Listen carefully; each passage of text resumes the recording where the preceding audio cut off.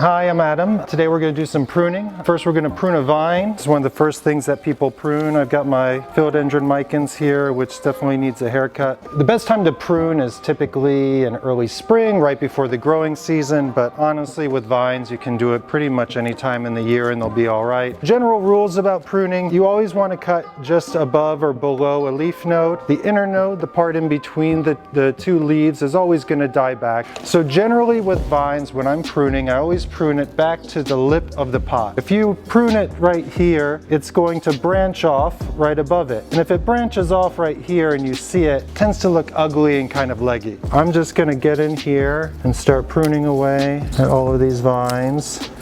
All of this will grow back by the end of the summer, probably even before. We can save these to propagate and make a whole new plant or 2 plants or 10 plants out of all your cuttings. And there we go, all pruned up, ready for the growing season.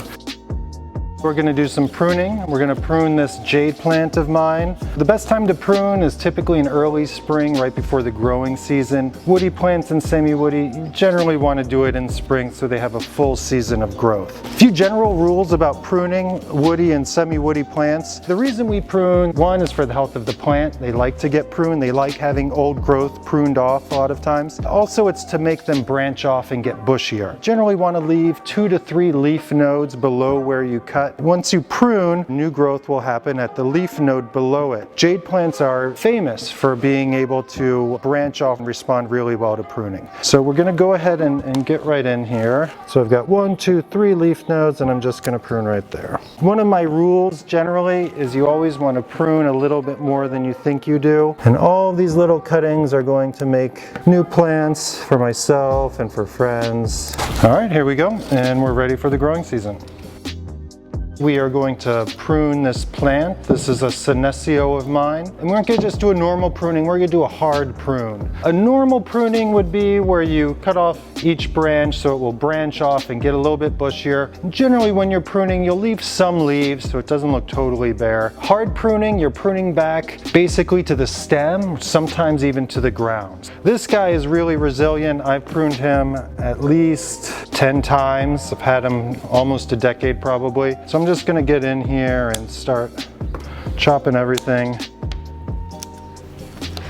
You only want to do this with plants that have a really strong root system. If they have weak roots, then more likely to die. This guy I'm pretty confident with. If I pull him out, he's got a pretty decent root ball here. And I'll leave a little tiny leaf on him, but hopefully within the next couple weeks, we'll see an explosion of new growth and all of this will be back by the end of the summer. We're going to prune or reverse prune this philodendron. Generally you come across 2 types of philodendrons, vining philodendrons, and then this type, which is called a self-heading philodendron. Self-heading philodendrons are much more upright, generally stay pretty low to the ground, but over time their stems get long, and usually everyone at some point with their philodendron has it like this, where it's kind of flopping all over the place and it's an ugly stem and you don't know what you're going to do with it. And if you ever see these things out in the wild, they actually kind of crawl along the ground, and so it'll be like a vine snaking along the ground with this plant on the end of it.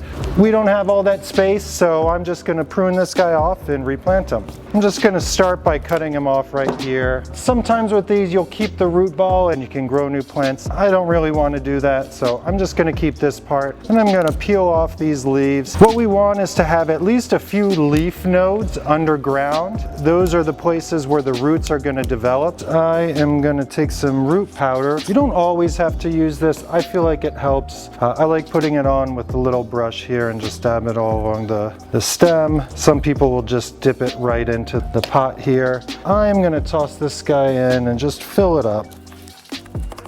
I only really want just the tip of it sticking out. I want to get a nice big head of leaves without it getting really long. And that's pretty much it. So I'll keep it just a little bit moist, but never give it a full watering. And then once it feels like it's stuck in there, I give it a tug and it feels nice and snug, then I can go back to watering it normally. And that's that.